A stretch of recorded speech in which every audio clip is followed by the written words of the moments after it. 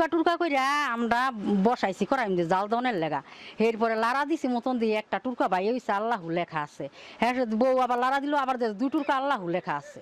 এই হের মানুষ এই যে বিড়া বিড়ি লগা দেহনের লেগা না না জাল এটা ঘরে রাখা দেন তো দেখতে দেন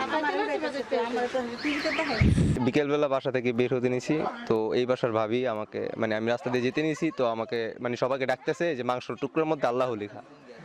তো আমি আসলাম আইসা দেখলাম যে স্পষ্ট 3টা মাংসের টুকরোর মধ্যে আল্লাহ লেখা কোরবানির গোস্ত ওনারা জাল দিতে নিয়ে দেখলো যে কোরবানির গোস্তের মধ্যে আল্লাহ লেখা তারপর আমি ছবি তুললাম ছবি তোলার পরে দেখলাম বা আমাদের মসজিদের পেশ ইমাম যিনি ওনাকে ডাকলাম ওনাকে ডাকার পরে জিজ্ঞেস করলাম যে আসলে এটা কি আল্লাহ লিখা কিনা তো উনি বললো যে স্পষ্ট আল্লাহ লিখা তারপর উনি বললো যে এই মাংস খাওয়া হারাম হবে না খাওয়া জায়েজ আছে এটা আল্লাহ তাআলার কুদরত তবে এই মাংসটা যদি আপনারা নিয়ে এই নদীতে ফালা দেন তাহলে ভালো হয় তো 3 টুকরা মাংসের মধ্যে আমি 2 টুকরা মাংস নিয়ে গেছিলাম আমি ধলেশ্বরী নদীতে ফেলে দিয়েছি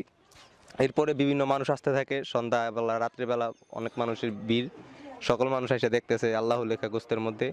এখন পর্যন্ত ওই যে আপনি দেখতেই পারতেছেন বাসার মধ্যে এখন পর্যন্ত দূর দূরান্ত থেকে মানুষ আসতেছে আল্লাহ তাআলার নাম লেখা কোরবানির গোস্তের মধ্যে এক অলৌকিক ঘটনা আমি নিজেই সাক্ষী